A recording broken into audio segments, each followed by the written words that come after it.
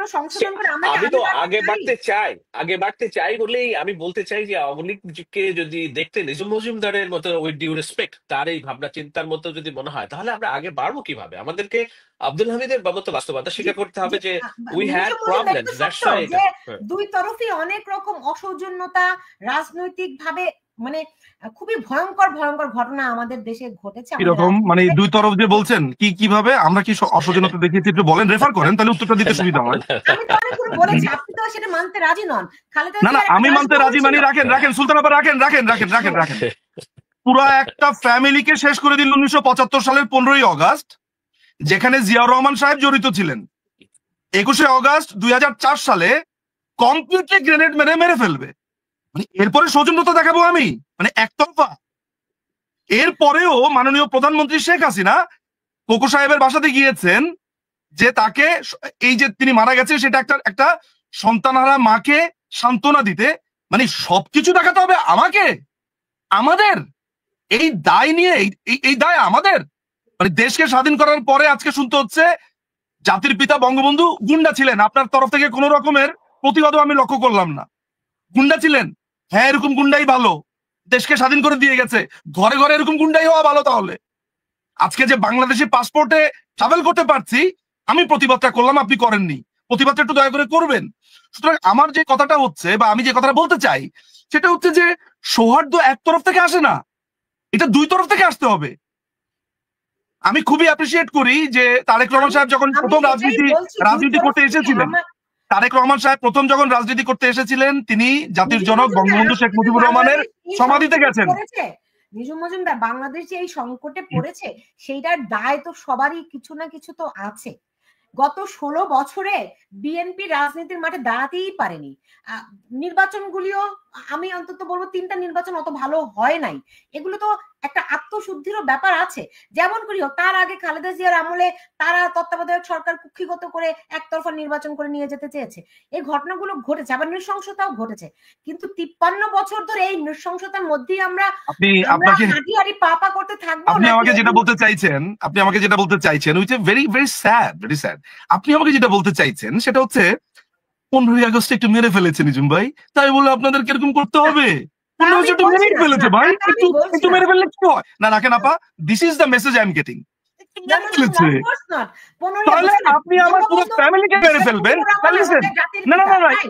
আপনি এটা শোনেন, আপনি আমার পুরো ফ্যামিলিকে মেরে ফেলবেন, আমার I have every right to hate you till my death, which Awami League didn't, এখান থেকে তো ভালো আওয়ামী লীগ কিছু সেটা আসছে করেনি। না তো। আপনি আগে এটা সর্ট আউট করেন যে আমার ফ্যামিলিকে, আমার পুরো গোষ্ঠীকে মেরে ফেললো 75-এর 15ই অগাস্ট, যিনি অন্যতম ভাবে জড়িত ছিলেন, সেটা আমি বলিনি, আদালতের রায় আছে, সারা পৃথিবীর বিভিন্ন বড় বড় লেখকরা লিখেছেন, বাংলাদেশি লেখকেরা তো আপনি বাদ দেন। আমি এরপরে সৌজন্যতা দেখিয়েছি, এরপর আপনি কি করলেন? দুটো বোন বেঁচে ছিল, তাকে আপনি গ্রেনেড মেরে মেরে ফেলবেন, এটাও নাকি ভ্যানিটি ব্যাগ থেকে আমরা গ্রেনেড মেরেছি। আমি কত সৌজন্যতা দেখাবো? আমি ঠিক কত বড় হলে আমাকে বড় বলা হবে? আমাকে তো বলেন না, বলেন এখন তাহলে বলেছেন। করণীয় কি আছে বলেন ওকে, তো? ঠিক মানে আছে। আমাকে সারা জীবন আমার মনে জসিমউদ্দিনের হয় এই যে কবিতাটা গেয়ে আমি যেতে হবে। আমি আমার একটু মা তাই রেস্কিউ বলেন, করি। আমার ঘর ভাঙিয়াছে আমরা যেবা, আমি বাঁধি তার ঘর, আপন করিতে কাঁদিয়া বেড়াই, যে মনে করেছে পর। আমাকে তাহলে এই গান গেয়ে যেতে হবে। না, এখন আমার মায়ের কথা নিজুম সবসময় মজুমদার, বলতেন। নিজুম মজুমদার, আমি আপনাকে সুলতান রহমান, আমি আপনাকে রেস্কিউ করি আলোচনা থেকে। Let's move forward. আপনারা আমার আমার এই আমার গো ধরে বসে থেকে আপনাদের ওয়ে আউট কি? আপনারা দেশে ফিরবেন কি হবে? আপনারা তো দেশ থেকে বেরিয়ে গেছেন। আপনাদের দেশে আমরা দেশ ফেরার থেকে রাস্তাটা বেরবো, কি? আমাদের আমাদের দেশে ফিরবো কিভাবে? মানে আমাদেরকে এর আগে মাননীয় প্রধানমন্ত্রীকে 6 বছর দেশে ঢুকতে দেওয়া হয়নি, নানান ভাবে ভয়ভীতি দেখানো হয়েছে। 6 বছর, 15 বছর, 21 বছর বাংলাদেশ আওয়ামী লীগ, এবং 1972 থেকে 1975-এর 15ই অগাস্ট, হিসাব করেন কত বছর ছিলাম।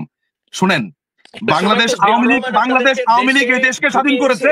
এখন আমাদেরকে যে দল এই দেশকে স্বাধীন করেছে তাকে আপনি বলে দিবেন এই দেশে কিভাবে ঢুকতে হবে না না না সেইটা? না না, না, আপনি ভুল বুঝছেন আমাকে। আপনারা তো দেশ থেকে পালিয়ে গিয়েছেন। একবার পালিয়ে গেলে কিভাবে তো আর পালিয়ে দেশে গিয়েছি? ফেরা রাষ্ট্রীয় যায় না। বিমানে করে, না, রাষ্ট্রীয় বিমানে করে, এভাবে তো আর একবারে দেশ রাষ্ট্রীয় বিমানে থেকে। করে। তাহলে তারেক রহমান কি করেছে? পালিয়ে গিয়েছে। তারেক রহমান পালিয়ে গেছে দেশ থেকে। তারেক রহমান কিন্তু দলের প্রধান ছিলেন না, দলের প্রধান ছিলেন বেগম জিয়া। বেগম জিয়া কিন্তু চালাইয়া দেশের দেন, মাটি ঠিক আছে, থেকে আপনার যাননি। চালাইয়া দেন রেফারেন্স শুনতে No, ভালোই লাগে, no, no, বলেন আমি তারেক রহমান। শোনেন, I am trying to be আপনাদের প্রতি সফট হওয়ার চেষ্টা করছি। কারণ হলো আমি তো অ্যাটলিস্ট ওই রাজনীতিটা করি যে না, আওয়ামী লীগকে তার প্রাপ্যটা আমি দিতে চাই। যদিও সবসময় বলেছি, ঢাকা বিশ্ববিদ্যালয়ে যে দাঁড়িয়েও বলেছি আমি, যে যার হাতে রক্তের দাগ তাকে আপনি শাস্তি দেন, কিন্তু বৃহৎ বৃহৎ মতাদর্শকে আপনি নির্মূল করার রাজনীতি যদি করতে যান, এটা বাংলাদেশে ঐক্য আসবে না, এখানে বরঞ্চ নানান রকম অস্থিতিশীলতার জন্ম দিবে। তো যাই হোক, আমার চাওয়া অনুযায়ী তো সবকিছু হবে না, তাই না?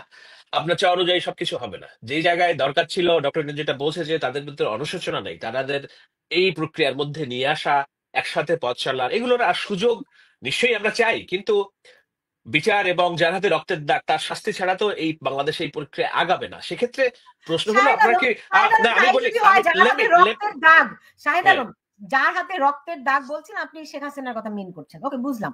হ্যাঁ। এখন যার হাতে রক্তের দাগ, আপনার তারেক রহমান তাহলে কিভাবে করে 21 আগস্ট গ্রেনেড হামলা থেকে পার পেয়ে গেলেন? কে ওই গ্রেনেড হামলার ঘটনা ঘটিয়েছিল?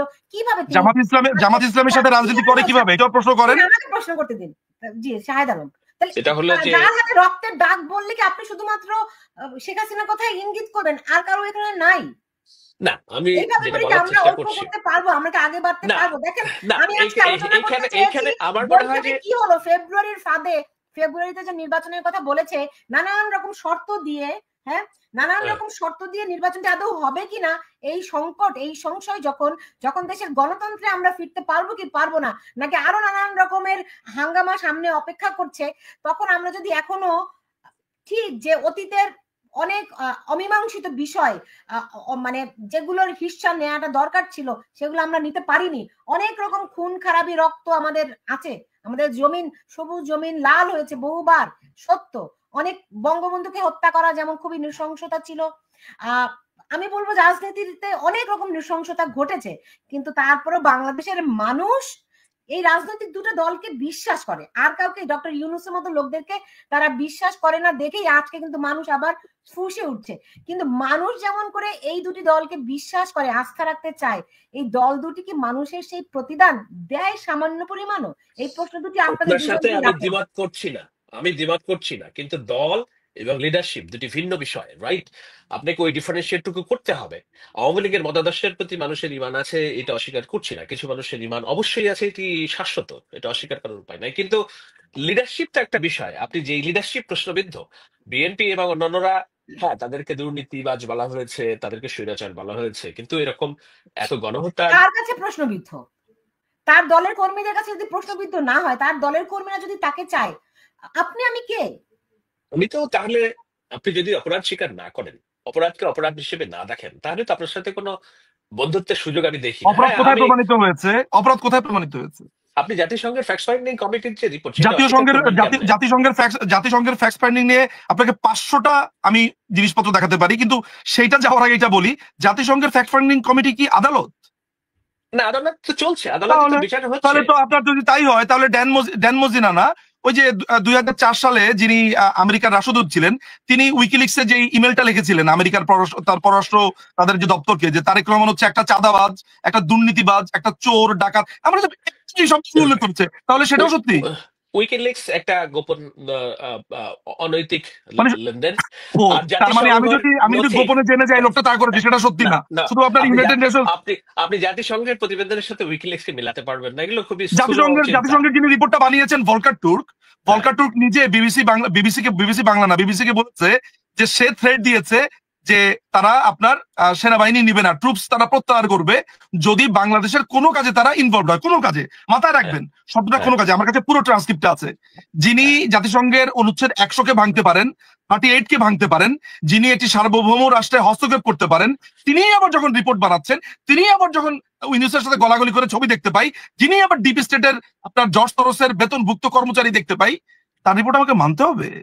আচ্ছা আচ্ছা, আমি তার মানে শাহেদ ভাই, আপনার সমস্ত রেফারেন্স চালাইয়া দেন না, সশস্ত্র যুদ্ধের জন্য প্রস্তুত নাকি ওটা আমি, তো আপনাদের তো আমি দেখি না যে যুদ্ধ টুদ্ধ করা ছাড়া আর কোনোভাবে ফিরতে পারবেন। তো ঠিক আছে, যদি যুদ্ধই করেন তাহলে তো আমাদেরও যুদ্ধ করতে হয়, কেননা আমরা তো চাই না যুদ্ধ কেন করতে। আপনি কেন আক্রান্ত বোধ করছেন?